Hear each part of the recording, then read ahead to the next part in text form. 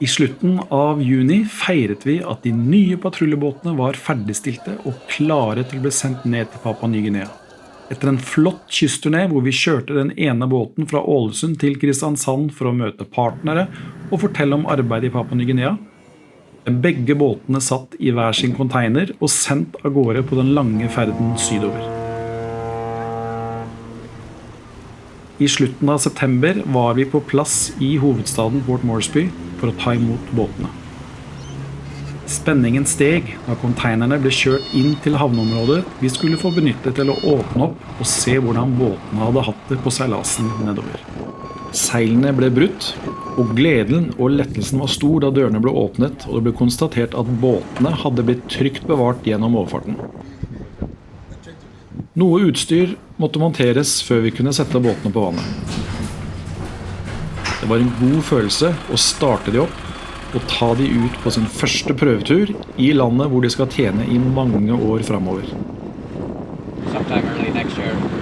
Vi benyttet anledningen til å gi nøkkelpersoner og potensielle båtførere litt grunnleggende opplæring, mens vi testet båtene og ga UiO-staben noen prøveturer.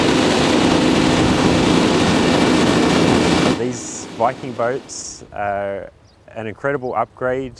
Just the amount of people that they can carry, the reliability and the range is an improvement on our current vessel. And then also just the safety and that whole side of it is really important as well. UiO-basen, eller The Jetty som den blir kalt, ligger helt ved sjøen, rett utenfor sentrum av hovedstaden.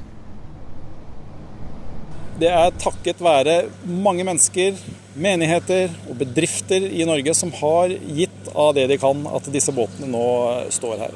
Men hvorfor står de på land på basen, tenker du kanskje? Mens båtene var på vei i containere nedover hit, så oppdaget vi noe på legeskipet som gjør at de rett og slett må drive noe vedlikehold. Som vil si at skipet vil være ute av drift resten av året. Men vi har planer om å bruke disse båtene mens vi venter. Ikke langt unna byen her, trenger kanskje ikke gå mer enn 10 mil, så finner vi landsbyer som isolerte. Mennesker opplever seg avskåret fra det aller meste som du finner i sivilisasjonen. De kan vi nå ut til med disse båtene mens vi venter på et skip. Så vi har bare lyst til å takke for alle dere som har vært med og gjort det mulig å få disse båtene ned hit. Og så lovte vi en episode 4 med båtene på skipet. Dette blir episode 3,5, og så kommer episode 4 senere. Tusen takk!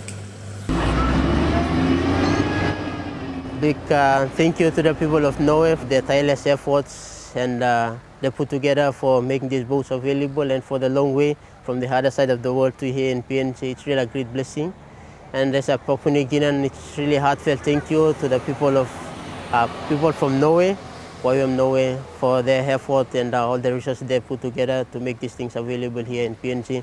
It's not just a small thing, whatever with the prayer or with the contribution, it really means a lot to the people of PNG. I really appreciate it, and thank you so much, the team from YWAM Norway.